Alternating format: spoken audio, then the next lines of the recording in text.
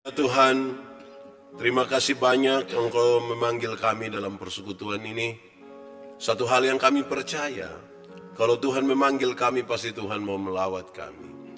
Oleh kuasa firman-Mu yang mengubahkan itu, kami mohon Tuhan, Engkau menolong kami sekalian, supaya kami membaca firman-Mu dengan baik, merenungkannya dengan baik, dan kami melakukan itu di dalam hidup kami. Terima kasih banyak Tuhan. Tolong jauhkan semua penggoda pencobaan. Biar dalam damai sejahtera-Mu kami belajar firman Tuhan. Kami rindu pada firman-Mu. Berfirmanlah bagi kami Tuhan, di dalam nama Yesus, firman yang hidup itu, kami berdoa. Amin.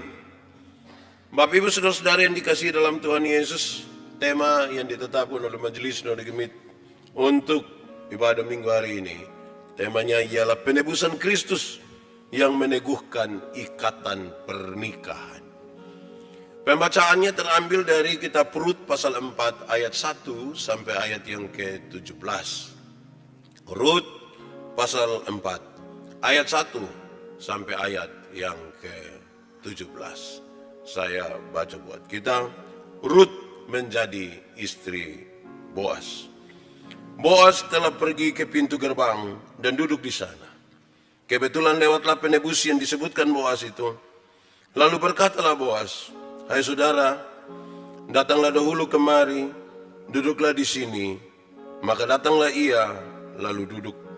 Kemudian dipilihnya 10 orang daripada tua-tua kota itu dan berkata, "Duduklah kamu di sini."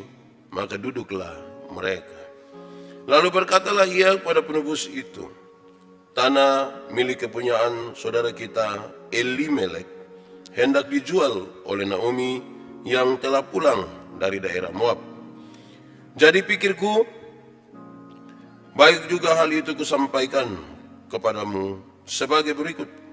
Belilah tanah itu di depan orang-orang yang duduk di sini dan di depan para tua-tua bangsa kita.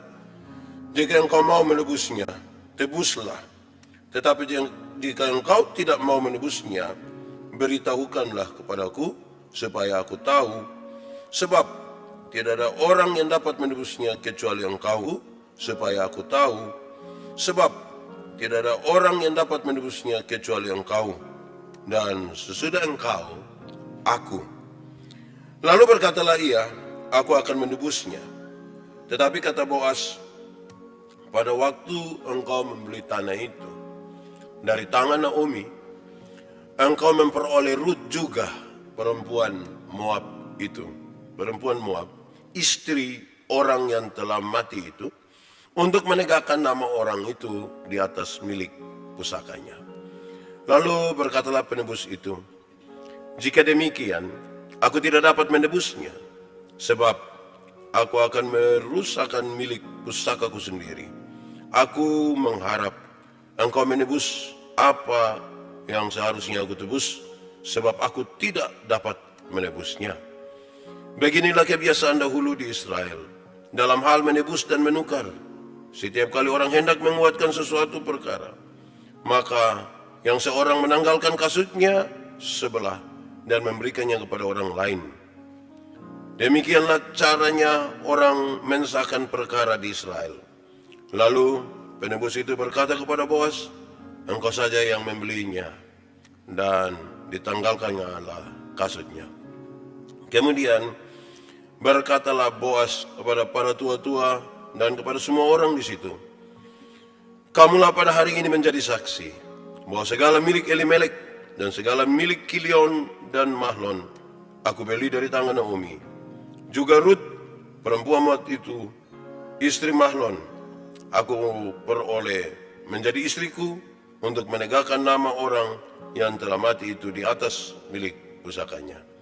Demikianlah nama orang itu tidak akan lenyap dari antara saudara-saudaranya dan dari antara warga kota.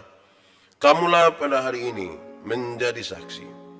Dan seluruh orang banyak yang hadir di pintu gerbang dan para tua-tua berkata, "Kamilah menjadi saksi. Tuhan kiranya membuat perempuan yang akan masuk ke rumahmu itu sama seperti Rahel dan Lea, yang keduanya telah membangunkan umat Israel. Biarlah engkau menjadi makmur di Efrata, dan biarlah namamu termasyhur di Bethlehem. Keturunanmu kiranya menjadi seperti keturunan Peres yang dilahirkan Tamar bagi Yehuda, oleh karena anak-anak yang akan diberikan Tuhan kepadamu dari perempuan muda ini. Lalu Boas mengambil Rut dan perempuan itu menjadi istrinya, dan dihampirinya oleh dia. Maka atas karunia Tuhan, perempuan itu mengandung, lalu melahirkan seorang anak laki-laki. Sebab itu perempuan-perempuan berkata kepada Naomi, terpujilah Tuhan yang telah rela menolong engkau pada hari ini dengan seorang penebus. Termasuklah kiranya nama anak itu di Israel, dan dialah yang akan menyegarkan jiwamu, dan memelihara engkau pada waktu rambutmu telah putih. Sebab menantumu yang mengasihi engkau telah melahirkannya, perempuan yang lebih berharga bagimu dari 7 anak laki-laki. Dan Naomi mengambil anak itu, serta meletakkannya pada pangkuannya, dan dialah yang mengasuhnya. Dan tetangga-tetangga perempuan memberi nama kepada anak itu, katanya, pada Naomi telah lahir seorang anak laki-laki. Lalu mereka menyebut namanya Obed. Dialah ayah Isai, ayah Daud. Demikian firman Tuhan. Berbahagia setiap orang yang mendengar firman, memelihara dan melakukan dalam hidup setiap hari. Haleluya.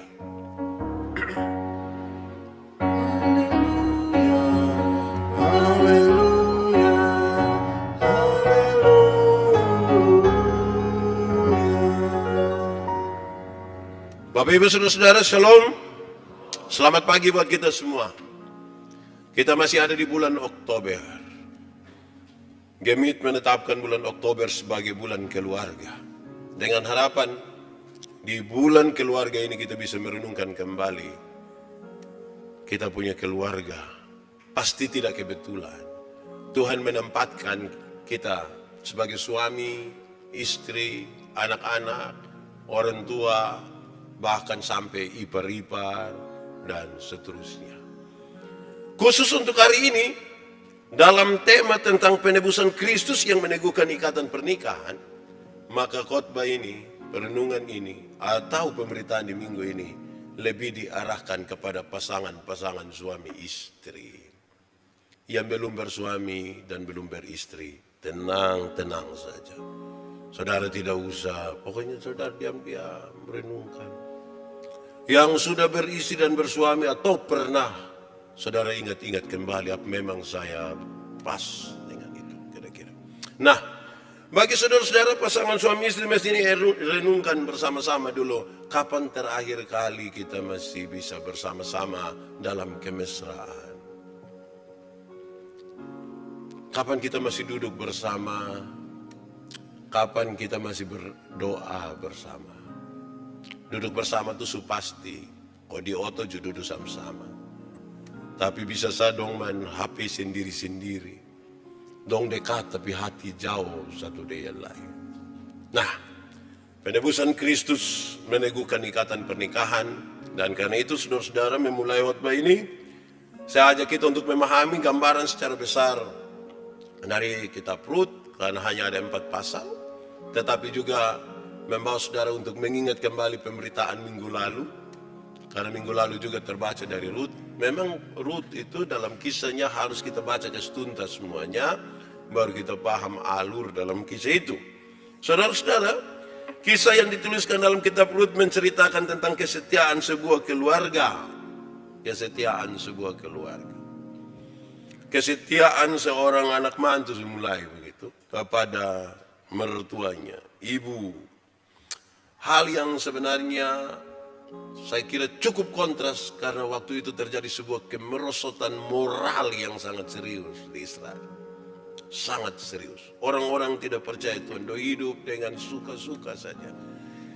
Kesetiaan dalam keluarga ini bukan karena mereka kaya. Kesetiaan ini justru di titik paling rendah dalam hidup mereka. Itu cukup mengerikan.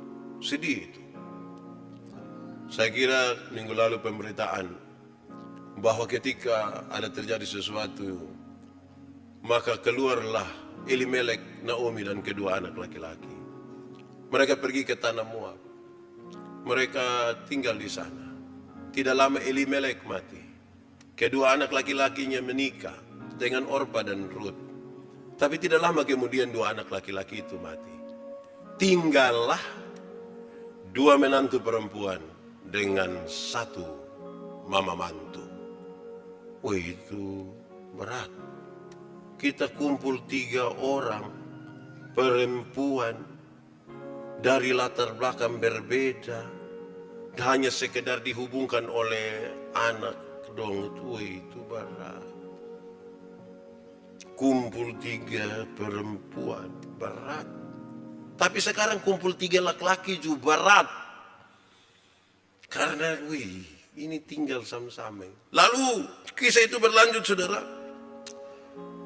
bahwa setelah itu dia dengar Tuhan sudah kerjakan baik di Efrata, di Bethlehem. Dia mau pulang. Tapi 2 anak mantu ini mau ikut. Berhasil itu suami, walaupun dia mati, tapi dia berhasil mendekatkan anak mantu dengan mama mantu. Memang kadang-kadang posisi paling sulit itu kita laki-laki ini. Sulit. Kita mau pi mama, istri bilang pi, mama tunggu pi. Tapi kita tidak pi, mama bilang, sudah apa mama baru. Jadi kita pusing tempatkan diri itu. Tapi ini anak 2 ini, walaupun don tidak terlalu lama, tapi don berhasil kas dekat don pu mama dengan don pu istri don itu mantap itu. Semoga kita don pun begitu. Tapi kadang-kadang anak mantu dan mama mantu don duduk ke hati panas. Saudara-saudara, lebih lanjut lagi.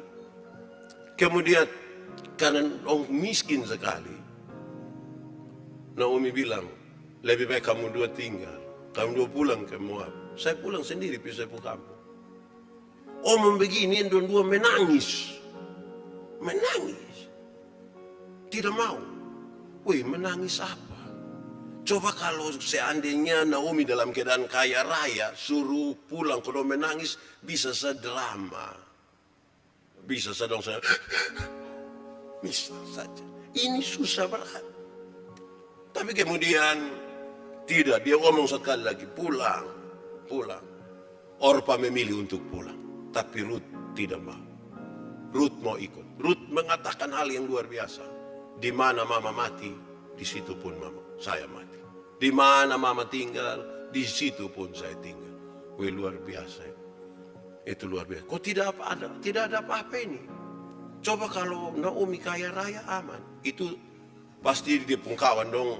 WA dia kok kasih tahu bilang, sabar lagi. Mungkin 10 tahun itu sertifikat lu subawa itu. Jadi tahan. Tapi ini tidak ini. Dia memang betul-betul karena cinta itu. Dia pergi. Tapi ada satu keputusan yang lebih penting di situ, saudara. Yaitu keputusan untuk ikut Naomi ke Efrata, ke Bethlehem. Itu sebuah keputusan yang luar biasa. Bukan saja soal cinta kasih di antara mereka. Tapi itu sebuah keputusan iman. Kenapa? Kalau dia kembali ke Moab, dia akan kembali beribadah kepada Allah-Allah yang disembah oleh orang Moab. Karena itu waktu dia pergi ikut dia punya mama mantu, itu dia ambil sebuah keputusan untuk tetap menyembah kepada Tuhan Allah. Saya kira cukup berhasil ini suami, walaupun don tidak lama, tetapi berhasil untuk bukan saja kas dekat anak mantu dengan dompu mama, tetapi juga untuk mengenal Tuhan Allah. Sekira itu hal yang luar biasa. Saudara-saudara, Boas kaya raya dan masih mempunyai hubungan keluarga dengan Elimelek. Dia bersedia untuk membeli tanah yang dijual oleh Naomi. Dia bersedia. Nah, saudara-saudara, karena itu maka kita memahami dulu 2 kata kunci dalam tema ini. Penebusan Kristus meneguhkan ikatan pernikahan. Kita lihat dulu tentang penebusan. Nanti ikatan pernikahan sebentar kita bicara. Penebusan itu saya bagi 2. Pertama, penebusan di Israel. Penebusan dalam konteks perjanjian lama. Di perjanjian lama itu, penebusan itu menarik. Kenapa? Karena yang pertama, orang yang menebus anak saudara itu, dia menebus mereka dari perbudakan. Jadi kalau sanak saudara mereka itu menjadi budak, maka penebus itu membebaskan mereka. Imamat 25 ayat 48. Seorang penebus itu akan menuntut balas atau hutang darah dalam kasus pembunuhan keluarganya. Bilangan 35 ayat 19. Jadi bukan saja penebus itu menebus mereka dari perbudakan, dari kerja paksa, tapi penebus itu juga menuntut hutang darah terhadap sanak saudara mereka yang dibunuh. Yang ketiga, saudara-saudara, penebus itu membeli tanah keluarga yang telah dijual. Dia pun tugas begitu. Dia menebus tanah keluarga yang dijual. Wih, saya bayangkan untung baik dong di sana baru itu hari. Kalau dong sekarang penebus itu akan pusing. Kau potong jual habis di sini, dia bertebus di sini, kita pi jual di situ lagi. Ada orang tugas jual, ada tugas tebus. Ini lama-lama kita mati. Keempat, saudara-saudara, penebus itu bertanggung jawab mempertahankan nama keluarga dengan mengawini janda sanak saudara yang memiliki anak. Penebus pun tugas segitu. Kawin nama dia istri. Supaya kemudian nama keluarga itu tetap ada. Ulangan pasal 25 ayat 5 sampai 10. Kesimpulannya, saudara, dari 4 hal itu, kesimpulannya adalah seorang penebus bertanggung jawab untuk menjamin nama, harta, dan keturunan keluarganya. Saudara-saudara, karena Boas adalah keluarga Elimelek, maka dialah yang bertugas untuk menebus. Jika Boas tidak menjalankan tugas ini, maka nama Elimelek akan lenyap, tidak ada lagi. Saudara-saudara, pada pasal 3 ayat 11 sampai 13, meskipun Boas berjanji akan menjadi penebus bagi Rut dengan menikahi Rut, namun Boas tidak gegabah. Dia tidak buru-buru. Dia tidak mau melanggar hukum. Dia tidak mau buru-buru. Dia ada uang, dia ada semuanya, dia bisa menebus. Tapi dia tahu bahwa ada ketentuan hukum. Dia bukan yang paling berhak. Ada satu keluarga yang lebih dekat. Ada satu keluarga yang lebih dekat. Mesti itu orang duluan dulu. Kalau nanti itu orang tidak bisa, baru dia maju. Tapi dia bukan hanya pikir, saya tunggu saja. Jadi saudara lihat, dia tidak buru-buru. Kita ini kalau ada mau sesuatu yang kita buru-buru.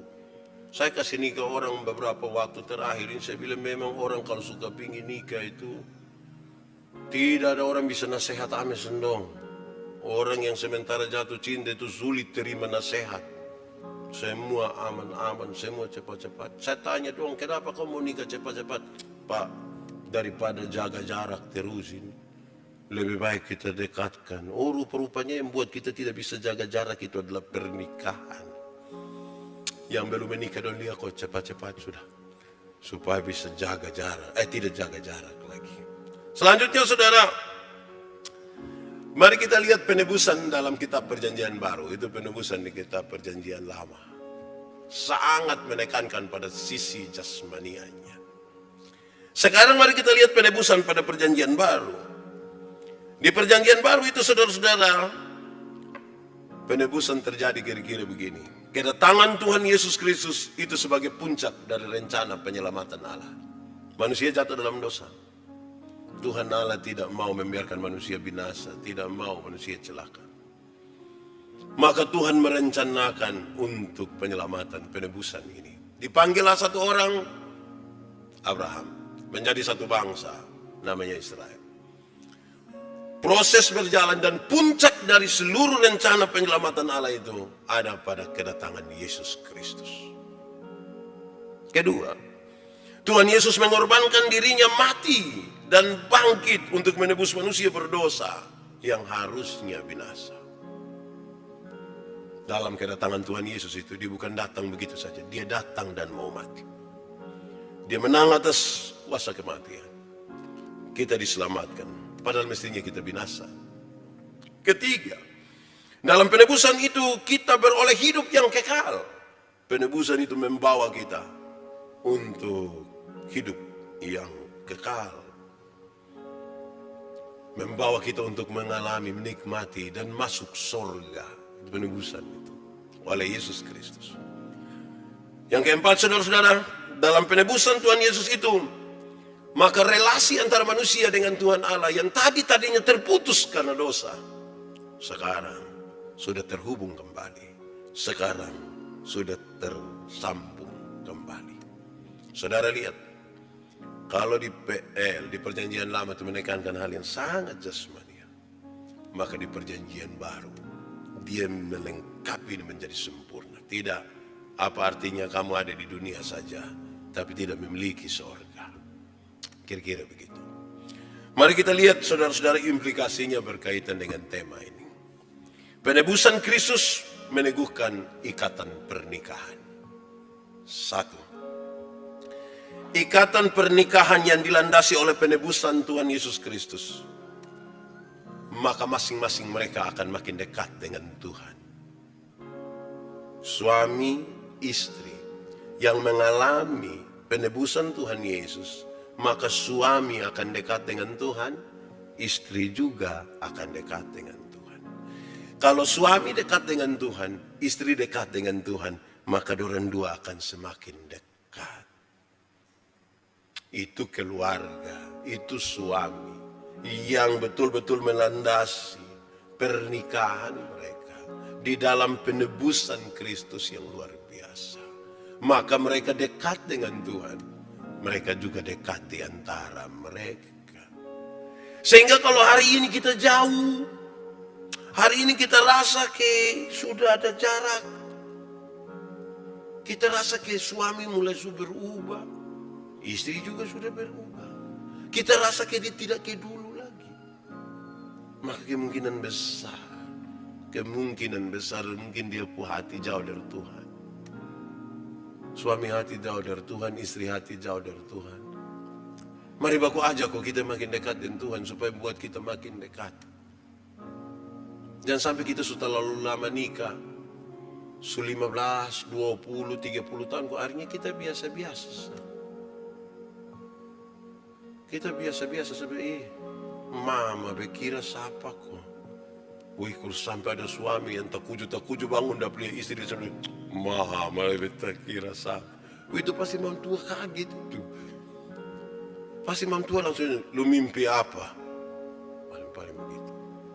Nah, kedua saudara-saudara, ikatan pernikahan yang dilandasi oleh penebusan Kristus, mereka mau hidup bersama-sama sampai maut memisahkan. Sampai maut memisahkan. Ikatan pernikahan yang dilandasi oleh penebusan Kristus itu, dorang dua mau hidup sama-sama sampai maut pisahkan. Tidak boleh ada perceraian. Don tidak mau. Itu kata cerai itu dong subuang dalam lompong kamus hidup. Tidak ada. Mau masalah apapun, maut yang pisahkan. Tapi itu tidak berarti tiap hari suami hanya duduk kotanya dan tertahu mam tua pu maut kapan. No. Lama-lama saya sudah dekatkan mam tua dengan maut ini. Dan begitu juga. Biarlah maut itu berjalan apa ada sah. Karena suami-suami, istri-istri yang menyadari bahwa ikatan pernikahannya dilandasi oleh penebusan Kristus, maka dia mestinya mau untuk hidup bersama-sama terus sampai maut, menikmati betul-betul perjalanan hidup ini yang sering naik, sering juga turun, sering biasa-biasa saja, datar-datar saja, mengalami banyak sekali perubahan. Perubahan itu mungkin juga perubahan fisik, mungkin juga perubahan suasana, mungkin juga banyak perubahan lain. Tapi kan kita landaskan itu pada penebusan Kristus, kita mau berjalan bersama-sama terus sampai maut memisahkan. Ketiga, saudara, ikatan pernikahan yang dilandasi oleh penebusan Kristus, mereka bebas. Mereka sudah dibebaskan, tapi mereka bertanggung jawab. Mereka bebas, tapi bertanggung jawab. Mereka bisa berjumpa dengan siapa saja dalam kebebasan, tapi bertanggung jawab. Memang butuh bebas-bebas sedikit. Kadang-kadang isi dong ini pun cemburu ini sudah lalu. Kita dan coba-coba senyum dengan apapun. Kadang-kadang kita senyum dengan TV, cuma tuh bisa cemburu dengan TV. Bapak lama-lama saya titiin TV. Mama ini belum lunas ini mama. Mama titi ini kita susah. Tapi jangan bilang hanya ibu-ibu saya yang cemburu. Bapak-bapak juga aduh. Jangan kau lihat mam tuh ada senyum sedikit waktu WA. Desapet?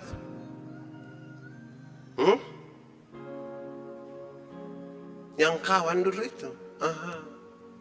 Ada harus kerja berapa hari ini ke apa kok? Bab tu ada sekarang juga sekarang ke mana? Ke asarang begitu. Jadi yang hidup di dalam kasih Kristus itu betul-betul dalam penebusan Kristus itu mereka tahu bebas tapi bertanggung jawab. Itu saya kira hal yang luar biasa. Itu hal yang luar biasa sekali. Karena apa? Karena mereka sadar betul Tuhan menebus kita. Relasi ini kan jadi baik toh. Maka kita bebas, tapi bebas bertanggung jawab betul-betul. Bebas mengekspresikan kita punya rasa. Saya takut bahwa kita ini sudah tidak pernah dengar kata cinta lagi. Kita ini sudah jarang dengar itu kata dari suami, dari istri. Mungkin 5 tahun, mungkin 6 tahun. Jadi terkujud dengar ini khotbah ini, terus pulang suami berpikir, betul ya, beta sulama son om cinta. Biarin ada beta bilang dulu, mama, beta cinta mama. Mam tua tinggal bilang, mau apa na omong, aduh, lebe, kau su bikin ke anak SMA dong ini. Karena kita sudah terlalu terbiasa tidak bicara itu. Kita sudah biasa-biasa. Sepertinya perjuangan kita itu hanya perjuangan sampai di pelaminan sah. Selewat dari itu kita sudah. Berjuang itu berjuang terus. Dia harus sampai di perjuangan tanpa ada. Jangan berhenti. Saya takut kalau kita pun kemesraan sudah tidak ada. Saya takut kalau kita sudah biasa-biasa saja. Hanya karena kita kebetulan tinggal satu rumah. Su tinggal satu rumah baru hanya kebetulan itu bahaya. Kita rasa kita sangat jauh. Apalagi kalau alasan panas kok kita mulai tidur separuh di kamar sebelah, separuh. Bapak mengalah biar beta tidur di lantai sama mama di atas. Tidak apa-apa. Itu pasti ada hal. Dan nanti jangan sampai baru mau sentuh sedikit, kok ada panas begini bu. Jangan yang surencana begitu dong, kasih dingin hati. Supaya baik-baik itu. Keempat saudara-saudara, ikatan pernikahan yang dilandasi oleh penebusan Kristus menjadikan rumah tangga mereka itu adalah gambaran relasi manusia dengan Tuhan Allah. Gambaran relasi. Saya sengaja bedakan ini dengan yang pertama. Supaya kita lihat bahwa begini. Rumah tangga yang melandasi pernikahan mereka di atas penebusan Kristus itu melihat rumah tangga mereka. Orang melihat relasi dengan Tuhan Allah. Gambaran tentang Israel dengan Tuhan Allah dan gambaran mempelai laki-laki, mempelai perempuan. Siapakah dia yang muncul di padang gurun? Yang bersandar pada kekasihnya. Omong padang gurun itu omong itu di pengkhotbah Kidung Agung. Itu kan bicara tentang sebuah suasana yang gersang sekali. Kering. Badai gurun bisa datang kapan saja. Kalajengking beracun ular kobra. Masalah-masalah di gunung serius.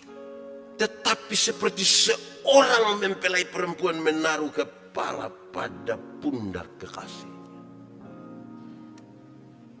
Yang belum menikah jangan renungkan, saudara belum bisa dapat dia pun. Coba ibu-ibu coba renungkan, bapak-bapak coba renungkan kalau istri taruh kepala di sini. Rasa apa coba? Damai, aman. Berarti merasa penuh cinta. Baru dia menyanyi. Berada di pelukanmu, mengajarkanku. Begitu. Ibu-ibu rasa bangga. Biar dia pun suami pun dada rata saja, tetap dia bangga. Surat baru bintik-bintik putih, tetap dia merasa itu.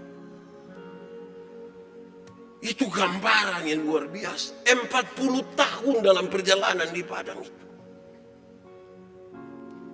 Orang melihat, dan susah-susah sama-sama. Senang sama-sama. Kan bagus toh. Banyak kita sudah berubah. Saudara, saya ingat, saya omong kemarin juga. Ada satu keluarga kok, satu saat dia punya istri protes. Papa ini sudah berubah. Papa sudah tidak kayak dulu lagi. Bapak lain. Bukan sama kayak dulu kita masih pacaran. Waktu dia bilang, berubah di mana? Bapak dulu ini pacaran, bapak masih traktir makan. Beli cincin. Sedikit-sedikit bilang tutup mata. Mau taruh ini. Sekarang kenapa itu tidak ada lagi? Dia pun suami jawab santai mama coba cek. Nelayan mana yang kalau sudah dapat ikan dia masih buang umpan lah mama. Sudah ada itu. Dia punya istri simpan baik-baik itu. Simpan. Malam mau tidur dia punya istri masuk duluan di kamar kunci pintu. Bab tua datang ya mama. Kenapa su kunci pintu? Buka dong. Buka dulu. Tidur di luar. Mama ikut kita suami istri. Mam tua hanya bilang, Bapak coba cek. Nelayan mana yang mau tidur dan dia punya ikan.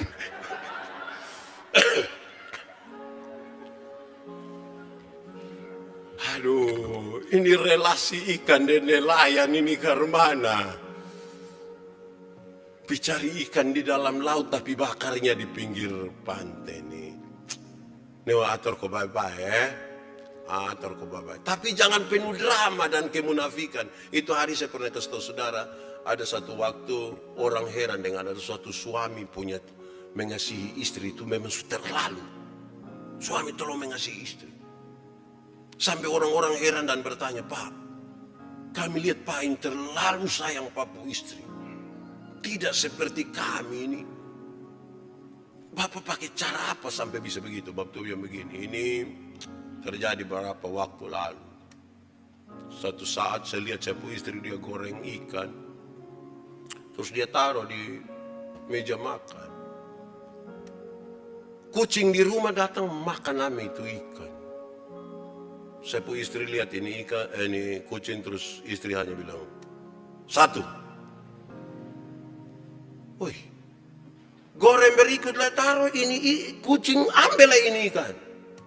Saya punya istri dengan marah bilang, 2. Istri taruh lagi, kucing datang ambil lagi di suatu waktu. Saya punya istri bilang, 3. Langsung mamtua ame potas, taruh, matilah itu kucing. Waktu saya lihat itu saya marah, saya punya istri, Mama, kenapa Mama lakukan itu? Mama seperti tidak ada perasaan. Masa biarkan ini kita pun kucing mati seperti ini nih? Mama buati di mana? Saya punya istri lihat saya baru dia bilang, 1. Dan mulai hari itu saya sayang dia, saya sayang. Itu dia mau suruh saya cium dia pu kaki juga saya cium. Saya takut dia belajar berhitung lagi. Dia masuk 2 ini saya dugna biar sudah. Mulai hari itu saya sayang. Ya, semua jam lebih kita berita. Terakhir saudara, ikatan pernikahan yang dilandasi oleh penebusan Kristus, mereka selalu mengingat kasih yang mula-mula. Kasih yang mula-mula. Kasih yang mula-mula kepada Kristus ketika pertama kali kita jatuh cinta dengan Kristus. Tetapi juga ketika pertama kali kita jatuh cinta, penuh sukacita, penuh gairah, penuh semangat, rasa ingin berjumpa, tidak mau terlepas. Persis seperti pertama kali kita dinobatkan sebagai ratu dan raja sehari. Dengan dandanan yang bagus, indah, pakai petasan. Di acara-acara resepsi kita tuh, masuk sambil melambaikan tangan untuk orang. Kita ingat betul kasih pertama kali kita merasa penuh dengan getaran. Ada gelora yang begitu kuat memaksa kita untuk harus segera secepat mungkin kita hidup bersama-sama sebagai suami istri. Menikmati itu hubungan dan kemudian ada anak-anak dan terus mereka memanggil kita papa, mama. Menikmati semua yang kita kerja bersama-sama. Masih banyak orang kan dia simpan kenangan pertama kali ketika mereka sebagai suami istri. Kadang-kadang sampai sendal juga, hei ini sendal putus, bapak ini sendal waktu kami 2 nikah bapak, biar kita simpan.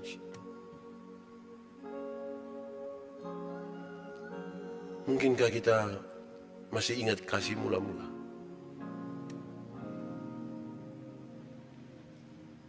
Tahun lalu atau 2 tahun lalu saya ingat suami-suami ambil bunga dan kasih istri ketika acara ini. Sekarang itu bunga dong sudah tidak ada. Tinggal kita puhati sayang harus dari kasih yang mula-mula. Tuhan memberkati kita. Mari kita tunduk kepala di hadapan Tuhan. Kita siap hati kita dan kita ingat kasih mula-mula itu. Kasih di mana kita jatuh cinta. Jatuh cinta kepada Tuhan, jatuh cinta kepada istri, jatuh cinta kepada suami.